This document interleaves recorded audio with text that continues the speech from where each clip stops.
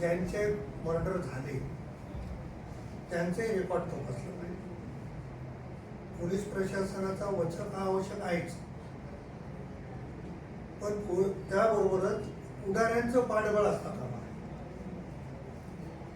आपण धर्माबादला बघितलं की सट्टा चालवणारे, मटके चालवणारे जे तेलंगणा पोलिसांच्या वॉन्टेड मध्ये आहे ते कोणीतरी पुढाऱ्यांच्या आश्रयाखाली आहे. मग अशा लोकांना जर पुढाऱ्याने आश्रय केला तर गुन्हेगार निर्माण होणारच. नांदेड शहरामध्ये लागोपाठ 5 खून झाले. त्यामुळे पोलिसांनी याची दक्षता घेण्याची आवश्यकता आहे. पोलिसांनी त्याच्यावर कठोर कारवाई केली पाहिजे आणि कुठल्याही पुढाऱ्याचं या संदर्भात काही म्हणणं असेल तर ते ऐकलं नाही पाहिजे. त्यांना जे योग्य वाटते त्या पद्धतीने जर त्यांनी तपास केला तर या मागची सगळी धागेदोरे त्यांना सापडतील. पूर्णपणानं पोलीस प्रशासनाने याच्यामध्ये झुकून काम करावं अशी सूचना या निमित्तानं आहे. आगामी काळामध्ये नांदेड जिल्हा मध्यवर्ती सहकारी बँकेच्या निवडणुका होण्याची शक्यता आहे. आपण अनेकदा या बँकेवर संचालक म्हणून काम केला. गेल्या अनेक वर्षापासून आपण सहकार क्षेत्रामध्ये कार्यरत आहात.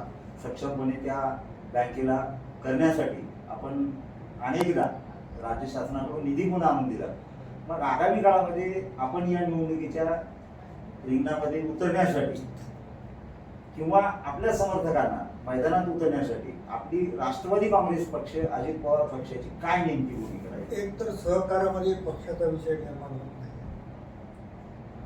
आणि मला बँकेला उभा राहता येत नाही, कारण नवीन जो काही नियम आला त्याच्यामुळे 10 वर्ष जो सतत आहे त्याला उभा राहता येत नाही. त्याच्यामुळं मी असे प्रवीण पाटील असतील आमच्या दोघांनी उभा राहता येत नाही. पण मी 4 टर्म जिल्हा बँकेमध्ये काम केलं.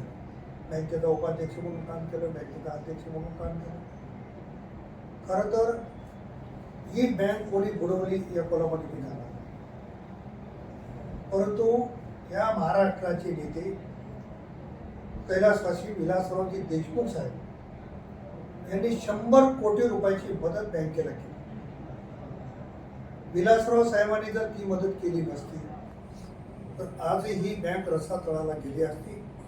या बँकेवर, या जिल्ह्यावर ती बँक वाचण्यासाठी विलासराव देशमुख साहेबांचे फार मोठे उपकार आहेत. आज कोणी म्हणत असेल की मी केलं ते केलं, रेकॉर्ड समोर आहे. म्हणून ती बँक आज चांगल्या स्थितीमध्ये आणण्याचं काम म्हणजे माझ्या नेतृत्वाखाली 5 वर्ष संचालक मंडळ होतं. आज खतगावकर साहेबांच्या नेतृत्वाखाली 5 वर्ष झालं संचालक मंडळ आहे. त्यामुळे अतिशय चांगल्या पद्धतीनं मागच्या 10 वर्षात आम्ही सगळे काम केलं आणि बँकेची अवस्था आता चांगली झाली. बँक साधारणतः मला वाटते 10-15 कोटी रुपयाच्या फायद्यामध्ये आली. ठेवी वाढल्या, कर्ज वाढलं, NPA कमी झाला.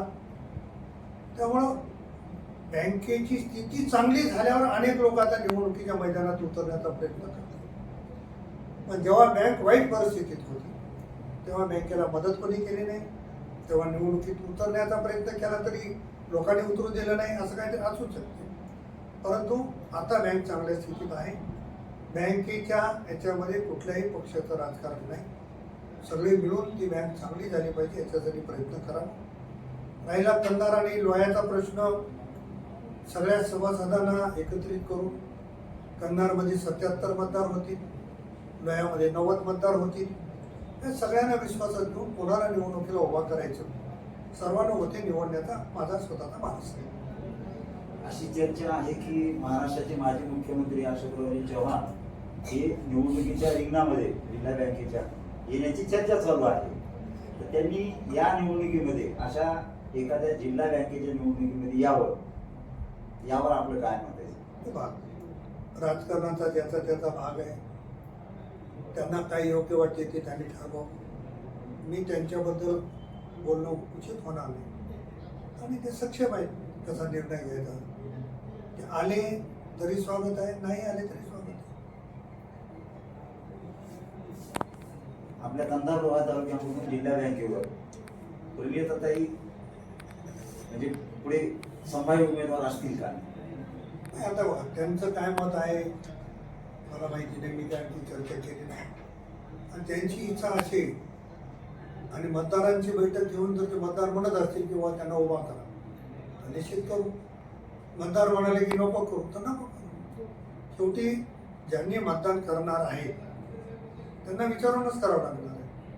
पण एक गोष्ट तरी आहे की कंधार आणि लोहा तालुक्यातले मतदार हे माझ्यासोबत आहे, माझ्या विचाराचे आहे, मी त्यांच्या विचाराचा आहे. ही एक आमची साखळी आहे, ती साखळी आम्ही कायम ठेवण्याचा प्रयत्न या निमित्तानं निश्चित करू.